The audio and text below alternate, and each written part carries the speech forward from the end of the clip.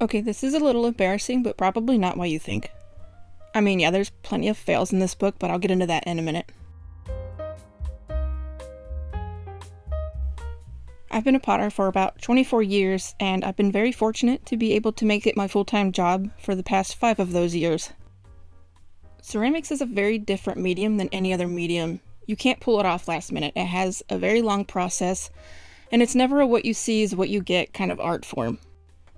There's a lot that can go wrong, especially if you don't know what you're doing, but even when you supposedly do know what you're doing, you can still fuck up. Like, royally. But I think that's what kept my very ADHD brain interested in it all these years. But that also causes a lot of grief and frustration.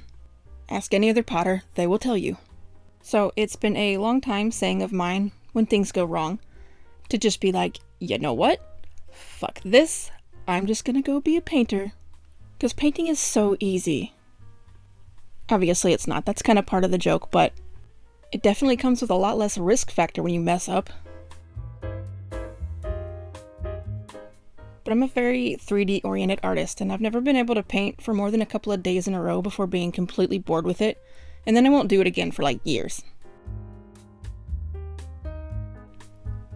But for some reason, about 8 or 9 months ago, I got out some old watercolors just to play around for a bit, probably to avoid something I was supposed to be doing, and oddly enough, it stuck.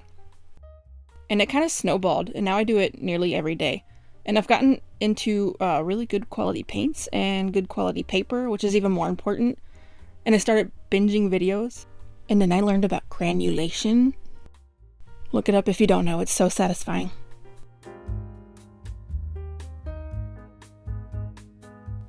I don't know if I'll be doing this forever, but damn y'all, I started painting.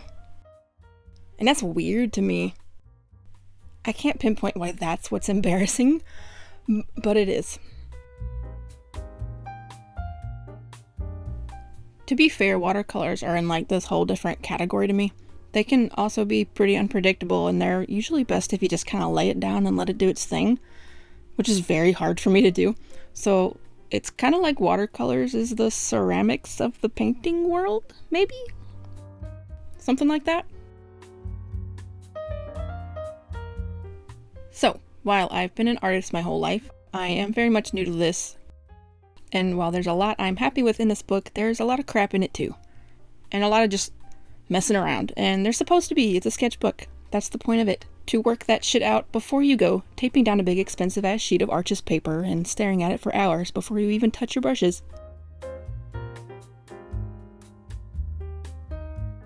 You have to let yourself suck at something. You have to. Every single artist, potter, painter, musician, it doesn't matter. They all sucked at first. All of them. Sometimes for a really long time. And I promise you, sometimes they still suck now. You just don't get to hear it or see it because they're very unlikely to put it out there. One of my favorite things in the whole world is being at a concert and hearing the singer hit a pitchy note. It's such a good reminder that nobody's perfect all of the time. Or if they forget their words to their own song. Oh my god, I love that.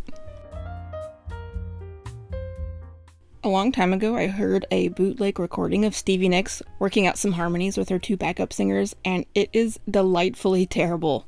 They are so off-key, and they are all over the place. And yeah, they're just figuring it out as they go and trying out ideas. Nothing's just birthed out of thin air. And it wasn't from like the early beginnings of a young Stevie, it was the 80s, more than a decade into her career. So Stevie's allowed to suck. You're allowed to suck. Oh, here's another good one. If you go look up your favorite stand-up comedian online and do a search for some of the oldest filmed routines they have, they are almost always not that great.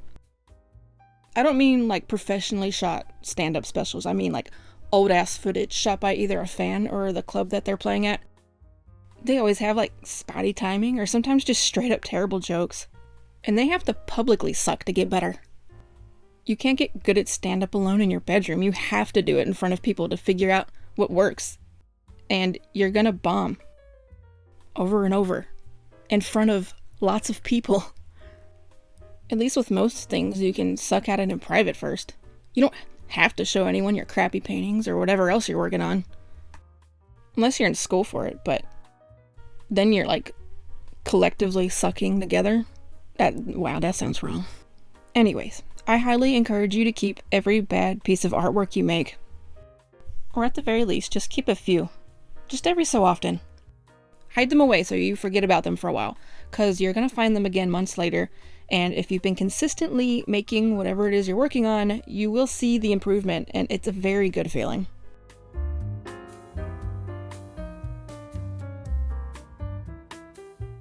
I don't have anything against those sketchbook flip-throughs where every page has like a fantastic completed painting or drawing on it. I love looking at those. I hope I have one of those eventually, but it's not a realistic expectation to hold yourself to. I wouldn't even really call that a sketchbook. And honestly, it's not as interesting as one, really. It's way more fun going through an artist's book or notes or demo tapes or whatever, and seeing the thought process that got them from something that kind of sucks to something more fleshed out.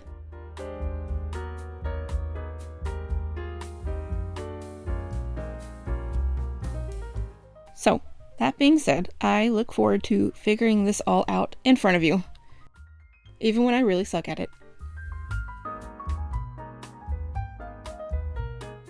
I do pretty good sometimes, though. I mean, I'm really a potter anyway, so when I make a really ugly painting, I think that's a valid excuse.